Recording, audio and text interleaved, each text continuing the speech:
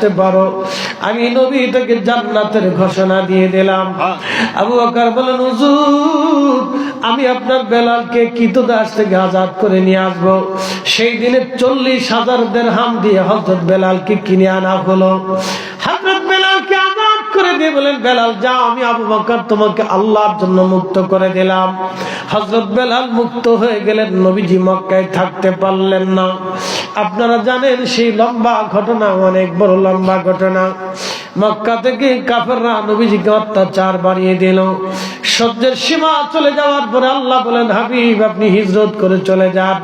কোন নবী তার নিজের জন্মস্থানে থাকতে পারে নাই, সব নবীকেই হিজরত করা লাগছে। ইয়া রাসূলুল্লাহ আপনার ব্যতিক্রম হবে না, আপনাকে হিজরত করতে হবে। আল্লাহ নবী মাতৃভূমি মক্কা থেকে রওনা দিলেন। মক্কা থেকে রওনা দেওয়ার সময় বহুদিন আগে হযরত আবু বকরকে বলেন, আবু বকর হিজরত করা লাগতে পারে, তৈরি থাকো। হযরত আবু বকর সেই দিন থেকে ঘরের দরজার সাথে হেলান দিয়ে দাঁড়ায় থাকে। রাত্র গভীর, ও শাহজাদপুরের মুসলমান ইশকে রাসূল বুঝে যান। হযরতে আল্লাহর নবীর সাহাবী আবু বকর রাতের দরজার সাথে হেলান দিয়ে দাঁড়ায় থাকে। একটা সেকেন্ডের জন্য তিনি চক্ষু বন্ধ করে না, বিছানায় যায় না। রাত গভীর হয়ে গেল। আল্লাহর নবী হিজরতের উদ্দেশ্যে ঘর থেকে বের হয়ে গেলেন। অনেক ঘটনা। প্রিয় নবীজি হযরত আবু বকরের ঘরের দরজার সাথে টোকা দিলেন। যদি কখনো মক্কাতে চলে যান, আপনি দেখবেন মক্কা শরীফের জাবালে ওমর আছে, হযরত ওমরের বাড়ি পাহাড়ে ছিল। তার পাশেই জাবালে আবু বকর আছে, হযরত আবু বকরের বাড়ি পাহাড়ে ছিল। আল্লাহর নবীজির বাড়ি ছিল জাবালে আবু কুবাইস পাহাড়ের পিছনে। পাহাড়ের সামনে একেবারে বেলাদতুর রাসূল নবীজির বাড়ি ওইখানে ছিল। আর হাজিরা যেখানে বাথরুম করে ওইখানটা হলো আবু জাহেলের বাড়ি ছিল। রাতের আধারে নবীজি পালিয়ে ঘর থেকে বের হইয়া, আল্লাহর নবীজি ঘর থেকে বের হইয়া কাবা শরীফের কোনা দিয়া হযরত আবু বকরের জাবালে আবু বকরে যায় উঠলেন। আবু বকরের বাড়ির সামনে ছোট্ট করে টোকা দিয়া বলেন, আবু বকর। সাথে সাথে দরজা খুলে গেল। আল্লাহর নবী ডাক দিলেন, আবু বকর তুমি কি ঘুমাও নাই? বলে, ইয়া রাসূলুল্লাহ যেই দিন থেকে আপনি বলেছিলেন হিজরত করা লাগতে পারে নবীজি, সেই দিন থেকে আমি আবু বকর বিছানায় পিঠ লাগাই নাই, স্ত্রীকে সময় দেই নাই, নিজের সন্তানদেরকেও পর্যন্ত আমি সময় দেই নাই। আপনি নবীর আশাতে আমি আবু বকর দরজার সাথে হেলান দিয়ে দাঁড়িয়ে আছি। আল্লাহর নবী গো আমি ঘুমাবো, আপনি এসে আবু বকর বলে ডাকবেন। কাফেররা জেনে যাবে আপনাকে এসে আক্রমণ করবে, আমার সামনে ওরা আপনাকে কষ্ট দেবে। নবীজি আবু বকরের জীবন থাকতে এটাও হতে পারে না। আম্মা জান আয়েশা সিদ্দিকা আকাশের নক্ষত্র গণনা করতেছিলেন। নবীজি বলেন, আয়েশা রে আকাশের নক্ষত্র দেখা তুমি কি করো? বলে, হুজুর গণনা করি। প্রিয় নবী বললেন, আয়েশা কেউ কি কোনদিন আকাশের নক্ষত্র গণে শেষ করতে পারবে কিনা বলো? বলি, ইয়া রাসূলুল্লাহ তাহলে বলেন তো আকাশের নক্ষত্র তুল্য নেকি কারো আমল নামায় আসেনি? আল্লাহর নবী ডাক দিলেন, আয়েশা রে আমার উম্মতের একজনের আমল নামায় আকাশের নক্ষত্র তুল্য নেকি আছে, তিনি আমার উম্মত। আম্মা জান আয়েশার মনটা বেজার হয়ে গেল। নবীজি বললেন, আয়েশা রে মন কেন বেজার? বলি, ইয়া রাসূলুল্লাহ আমার আব্বা হিজরতের সাথী ছিল, জীবনের সমস্ত অর্থগুলি আপনার কালেমার জন্য তিনি ব্যয় করে দিলেন। আমাদেরকে তিনি আমাকে স্ত্রী, আপনার স্ত্রী মানে আপনার ঘরের খেদমতে কাজে লাগিয়ে দিলেন। ইয়া রাসূলুল্লাহ আপনার ডানে বামে আমার আব্বাজান সব সময় থাকেন। আমি ভাবছিলাম আপনি আমার আব্বাজানের নাম বলবেন। আল্লাহর নবী ডাক দেখা, আয়েশা রে তোমার বাবার এক রাত্রের আমল এক পাল্লায় যদি দেওয়া হয়, আমার উম্মতের সব উম্মতের আমল আরেক পাল্লায় দিলে আমার আবু বকরের আমলের নেকির সমান ওজন হবে না। আল্লাহু আকবার। আম্মা জান ডাক দেখে, হুজুর সেই রাত কোন রাত, সেই রাত কোন রাত?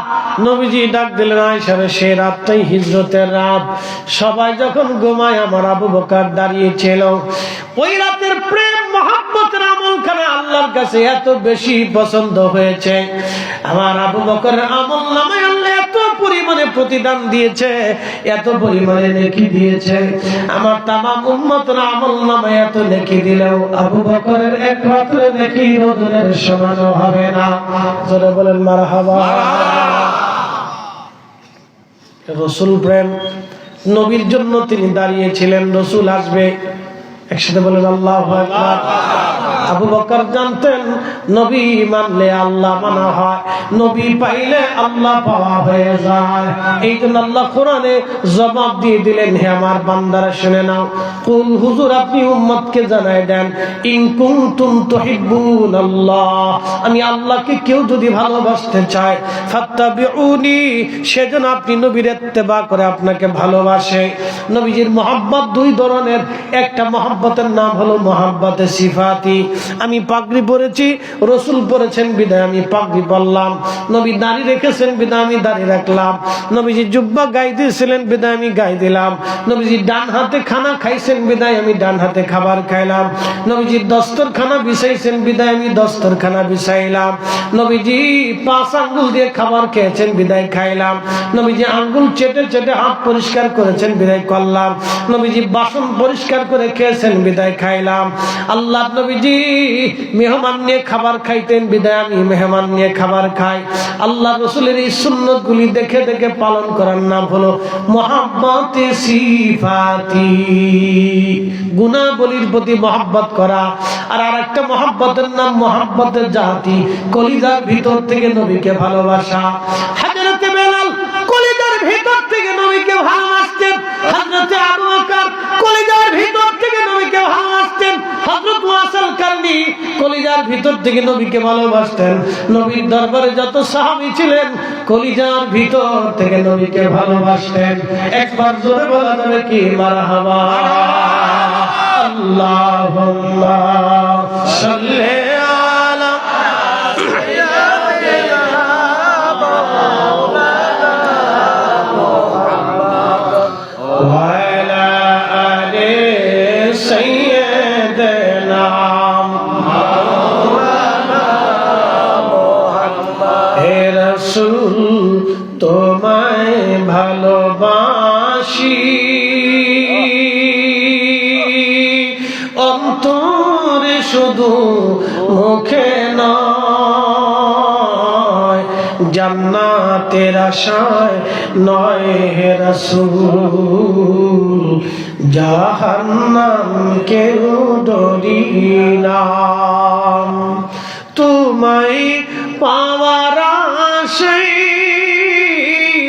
মন ছুটে যাই মদিনায়, তোমায় পাওয়ার আশায় মন ছুটে যাই মদিনায়।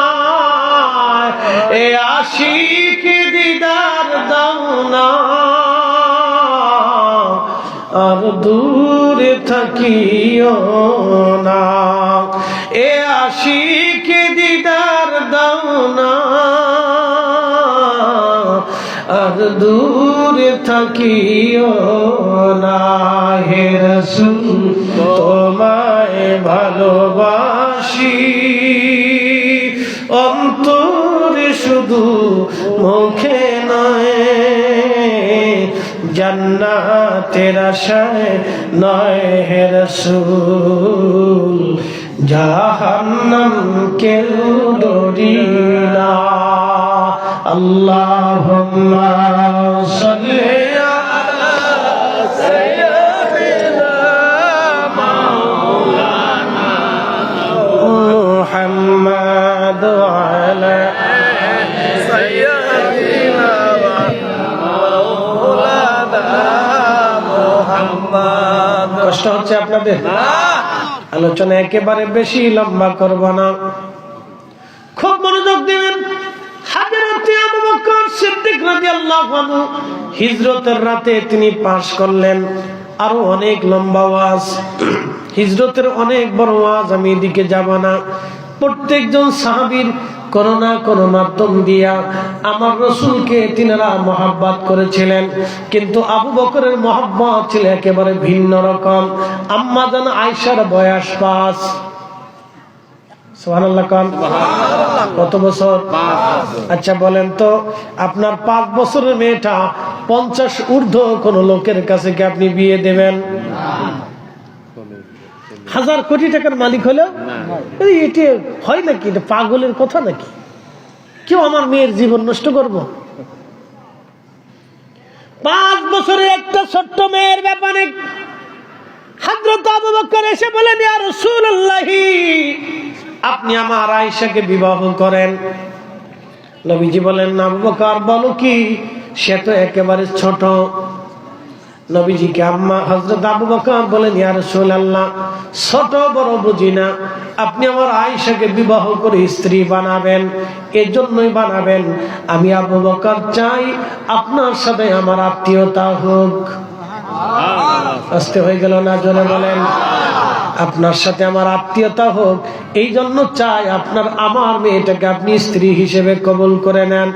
অনেক অনুরোধ করার পরে নবীজি রাজি হয়ে গেলেন। আম্মা জান আয়েশাকে বিয়ে করলেন, 9 বছর বয়সে ঘরে তুলে নিয়ে আসলেন। 9 বছর বয়সে আম্মা জানকে নিয়ে আসলেন। তিনি সেই মহিষী নারী, নারী জগতের সর্বশ্রেষ্ঠ আলেমা, সর্বশ্রেষ্ঠ মুহাদ্দিস। একসাথে বলবেন আল্লাহু আকবার। নারী জগতের সর্বশ্রেষ্ঠ মুহাদ্দিস, একসাথে বলেন আল্লাহু আকবার। সর্বশ্রেষ্ঠ মুহাদ্দিস নারী জগতের তিনি আম্মা জান আয়েশা সিদ্দিকা পবিত্র সেই হুজরাতে বসে এই উম্মতকে তিনি 2200 হাদিস শিক্ষা দিয়ে গেছেন। সুবহানাল্লাহ। কত হাদিস? 2200। আমার বেটিদেরকে বলেন তো একটা হাদিস মুখস্থ কইতে আর কিনা।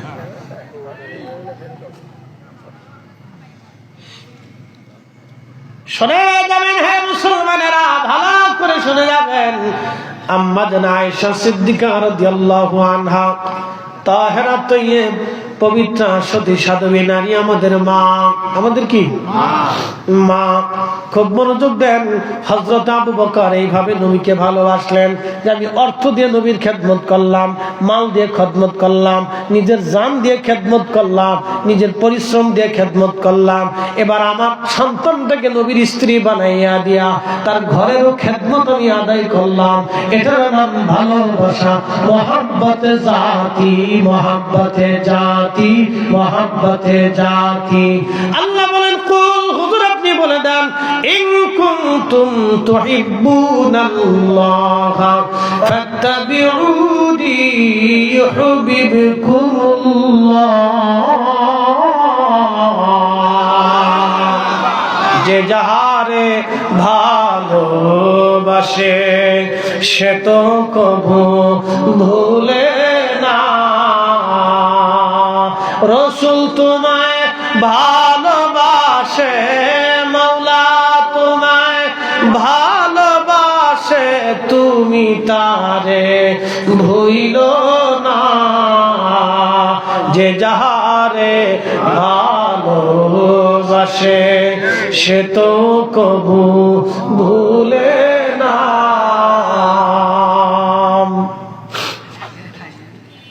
বেশি লম্বা করব না। হিজরত করে নবীজি মদিনায় হযরত বেলাল চলে গেলেন। শুনে যান, আজকে যে আজান আপনারা দেন, এই আজান কিন্তু জিবরাইল আমিন আনে নাই, এই আজান কিন্তু স্বপ্নে এসেছিল।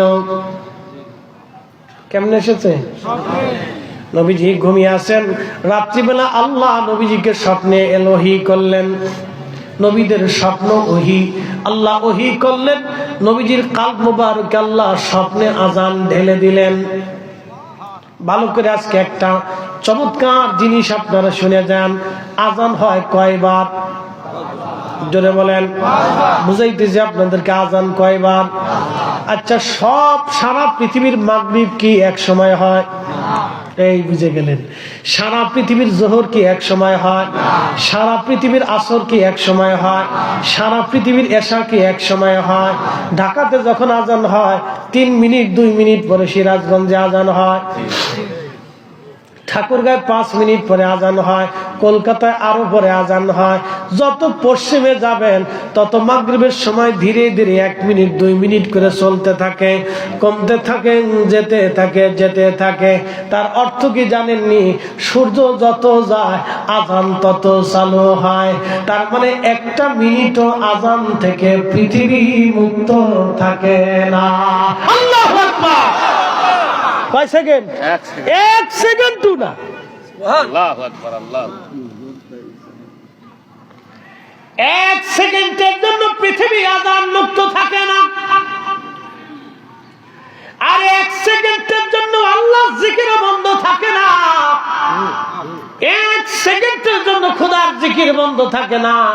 শুনলে আপনি আরো আশ্চর্য হবেন। ওই আল্লাহ নামের পরে আশহাদু আন্না মুহাম্মাদার রাসূলুল্লাহ আমরা লাগাই নাই, স্বয়ং আল্লাহ নিজে লাগাই দিয়েছে। তার মানে আল্লাহ নামের পরে আমার নবীর নামের আওয়াজ 1টা মিনিটের জন্য বন্ধ থাকে না। আল্লাহু আকবার। এই জোরে বলেন আল্লাহু আকবার। আপনি মিলাদ বন্ধ করলে কি হবে? আজান বন্ধ করতে পারবেন না। লাভ হবে না, লাভ হবে না। বহুত ফতোয়া দিছেন, আজ পর্যন্ত ফতোয়া দেন নাই যে সুদের যে সুদখোর আছে ওই সুদখোরের টাকা মসজিদে লাগানো যাবে না, ওই ঘুষখোরের টাকা মাদ্রাসায় লাগানো যাবে না। এই সময় খালি ধর্ম যায় না, ধর্ম যায় খালি মিলাদ পড়লে। ধর্ম আর এই সময় যায় না, ধর্ম খালি মিলাদ পড়লে চলে যায়।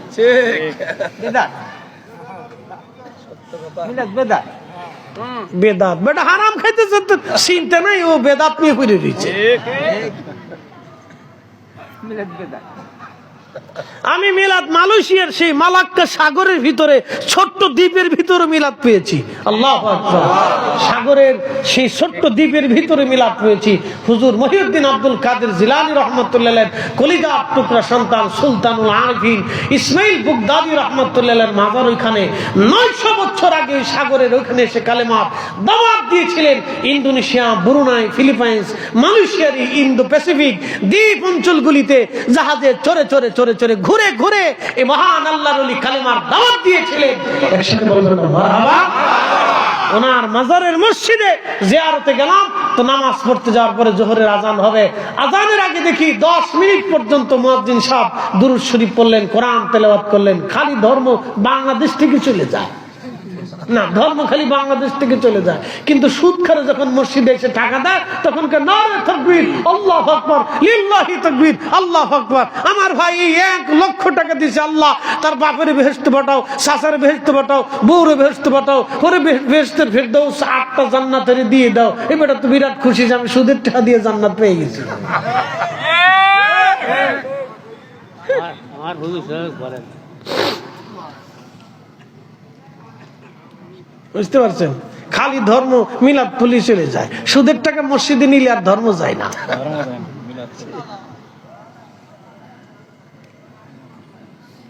শোনা যাবেন শাহাদাতপুরবাসী, ভালো করে শুনে যাবেন। আল হক মুররুন, হক তিতা লাগবে, হক তিতা, হক তিতা, হক তিতা। আচ্ছা আপনারা বলেন তো, হযরত আবু বকর সিদ্দিক ফুরফুরাবি রাহমাতুল্লাহ আল কুরাইশি হক না বেহক? আস্তে কোন কেন ডরে ডরে কারামত আলী জনপুরি রাহমাতুল্লাহ হক না বেহক? ফতে আলী রসুলের নামা হক না বেহক? যদি তারা মিলাদ পড়ে তাহলে আমরাও পড়বো, আমরাও হক তাহলে আমরাও হক। যদি আমরা মিলাদ পড়ে বেদাতি হয় তাহলে উন্ডা বেদাতি। আর বেদাতের মাদ্রাসায় পড়ে এখন একজন বড় হুজুর মুফাসসিরে কোরআন। দুই পারা পড়ে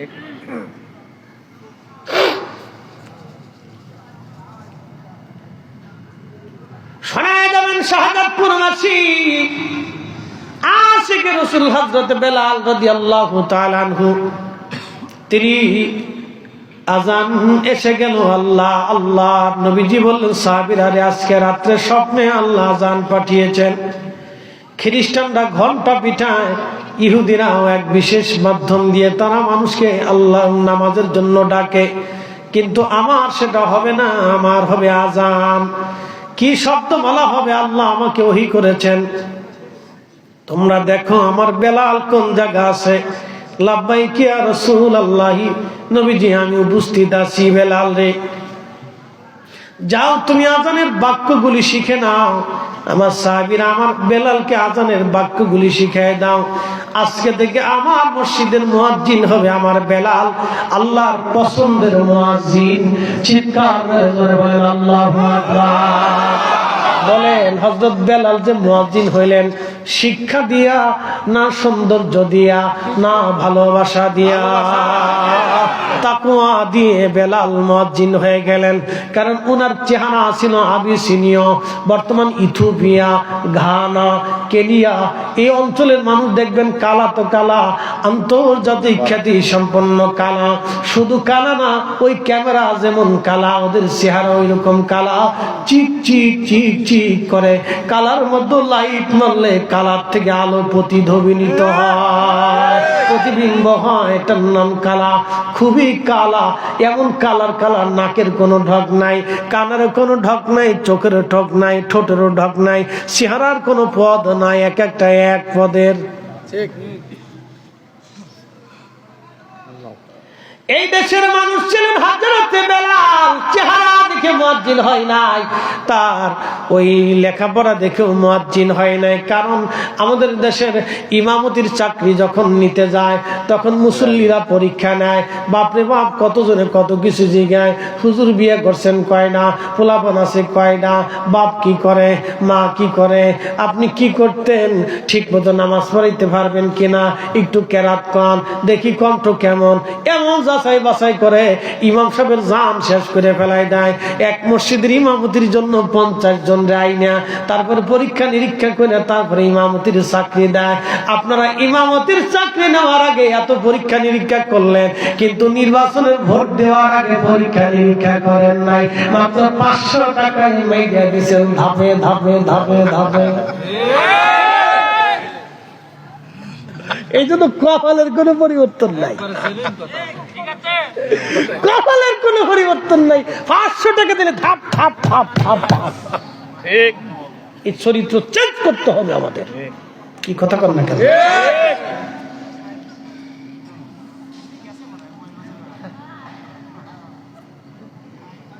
যারা লটপটি খেয়ে চলে গেছে ওরা কি পাবে কিন্তু?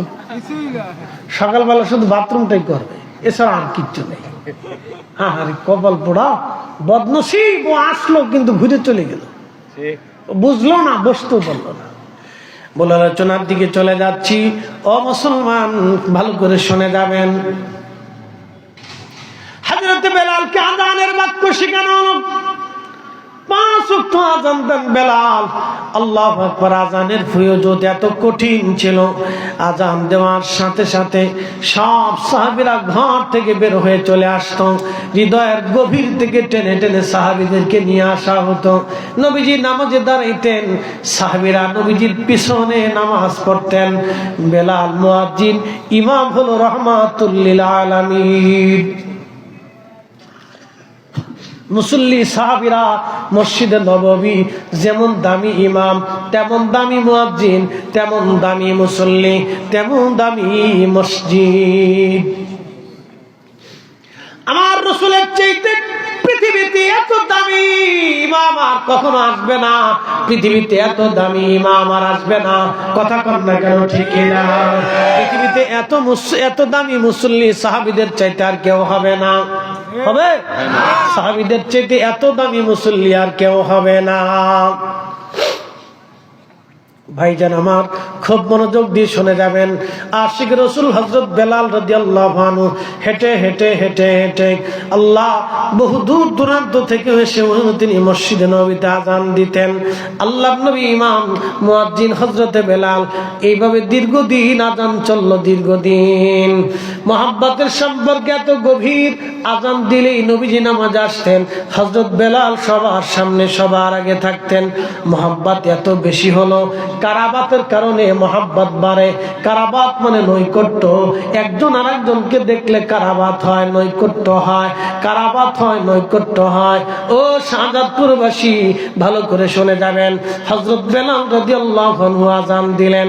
আহা, আযানের মধুর ফুয়ুজুদ এতই চমৎকার ছিল, কোন সাহাবী আর ঘরে থাকতে পারতেন না। আল্লাহ নবীর বিদায়ের সময় ঘনিয়ে গেল। আহা, বিদায়ের সময় ঘনিয়ে গেল, সব সাহাবীরা চিন্তিত, নবী থাকবে না। কোন সাহাবী এটা মেনেই নিতে পারতেছে না। আল্লাহ নবীর ইন্তেকাল মোবারক হয়ে গেল। নবীজিকে আল্লাহ নিয়ে গেলেন তার দরবারে। 3 দিন পর্যন্ত আমার নবীজি দুনিয়ার উপরে ছিলেন। 3 দিন পর্যন্ত সাহাবীরা আসলেন, যুবক সাহাবীরা আসলেন, ছোট ছোট বাচ্চা সাহাবীরা আসলেন, এরপরে মহিলারা আসলেন। আমার নবীজি রওজা শরীফে, বর্তমান এটা ছিল আম্মা জানের হুজরা মুবারক। এই হুজরা শরীফে নবীজির যেখানে রওজা শরীফ, এইখানে নবীজি ঘুমিয়েছিলেন, এইখানে আম্মা জানকে নিয়ে নবীজি থাকতেন। এইখানে নবীজিকে সমাহিত করা হলে তার আগে এইখানে নবীজির যে রাখা হয়েছিল, সব সাহাবীরা আসলো, চারপাশে দাঁড়াইয়া নবীজির উপর দুরুদ ও সালাম তারা পড়তে লাগলো। নবীজির কোনো জানাজার নামাজ হয় নাই, জানাজার নামাজ ইমামতিও কেউ করে নাই। ইমাম ইবনে কাসির আল বেদার ভিতরে বিশুদ্ধভাবে এই মাসালা নিরূপণ করেছেন। দুনিয়ার কোন ইমাম আমার নবীর জানাজার ইমামতি করতে পারে নাই, কারণ নবী নিজেই ইমামুল মুরসালিন। তার জানাজার নামাজ পড়ানোর মতো যোগ্যতা পৃথিবীতে আর কারো হতে পারে না। কথা কন না কেন? এই জন্য সব সাহাবীরা এসে এসে দাঁড়িয়ে দাঁড়িয়ে দুরুদ সালাম করে যার যার মতো দোয়া করে চলে গেল। বৃদ্ধরা আসলো, যুবকরা আসলো, বাচ্চারা আসলো, সব শেষে নারীরা আসলো। তারা পর্দাবৃত হয়ে রওজা শরীফের পাশে, নবীজির হুজরা মুবারকের পাশে দাঁড়িয়ে তারা দুরুদ সালাম পরে কেঁদে কেঁদে বিদায় নিয়ে চলে গেল। 3 দিন পরে প্রিয় নবীজিকে দাফন করা হবে। দাফন করা হলো। 3 দিন পর্যন্ত নবীজির উটের নাম ছিল কাসওয়া। কাসওয়া খাওয়া দাওয়া পানি পান করা বন্ধ করে দিল। সে কি সদুষ মধুর প্রেম! আল্লাহ কাসওয়া পানি খাওয়া দাওয়া বন্ধ করে দিল। কাসওয়া যখন খাওয়া দাওয়া বন্ধ করে দিল, 3 দিন পানি খায় না, 3 দিন পর্যন্ত পানি পান করে না, 3 দিন পর্যন্ত খাবার খায় না, 3 দিন পর্যন্ত কাসওয়া না খেয়ে খেয়ে চিৎকার মেরে কাঁদতে লাগলো। 3 দিন পরে নবীজিকে যখন দাফন করা হলো, কাসওয়া সহ্য করতে না পারে একটা কুয়ার ভিতরে ঝাঁপিয়ে পড়ল। কাসওয়া আত্মাহুতি দিল। রব্বে কারীমের দরজায় কাসওয়া চলে গেল। আমার নবী বলতেন, সাহাবীরা রে, কাসওয়া আমাকে ভালোবাসি, আমি নবী কাসওয়াকে ভালোবাসি। কিয়ামতের ময়দানে আমি আমার কাসওয়া পিঠে চড়ে জান্নাতে চলে যাব।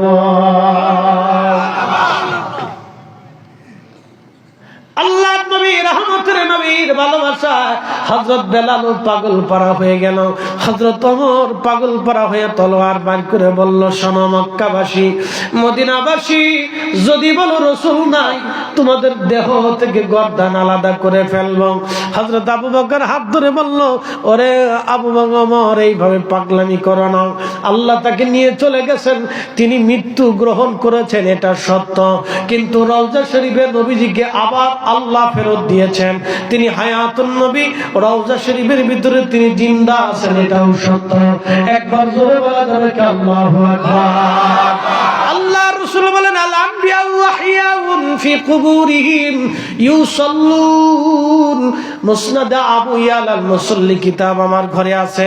হাদিসের তাহকিকের মধ্যে লেখা হয়েছে, হাযা হাদিসুন সহিহুল ইসনাদ। এই হাদিসের সনদ সহিহ। ইমাম হযরত আসকালানি বলেছেন হাদিস সহিহ, ইমাম সুয়ুতি বলেছেন হাদিস সহিহ, ইমাম হাফিজ ইরাকি বলেছেন হাদিস সহিহ, ইমাম নুরউদ্দিন আইসিমি বলেছেন হাদিস সহিহ। পৃথিবীর সব ইমাম বলেছেন এই হাদিস খানা সহিহ। আল্লাহর নবী বললেন, ও আমার উম্মতেরা, নবীরা ইন্তেকালের পরে তারা জিন্দা হয়ে যায়, আল্লাহ তাদেরকে কবর শরীফের ভিতরে জিন্দা করিয়া রাখে। আল আম্বিয়া ওয়াহিয়াউন ফি কুবুরিহিম, নবীর আলাইহিমুস সালাম কবর শরীফে, মাজার শরীফে, রওজা শরীফে জিন্দা জিন্দা। ইউসাল্লুন, তারা কবর শরীফে, রওজা শরীফে নামাজ পড়ে। একবার জোরে বলা যাবে কি মারহাবা? কি পড়ে? নামাজ পড়ে, নামাজ পড়ে। সালাত আদায় করে। নবী আলাইহিস সালাম আল্লাহর নবী ডাক দিলেন, হযরত বেলালকে সাহাবীরা ডাক দিলেন, বেলাল আযান দাও। হযরত বেলাল ডাক দিয়ে বলল, সাহাবীরা রে, আমার রাসূল নাই, আর আযান দেওয়া আমার পক্ষে সম্ভব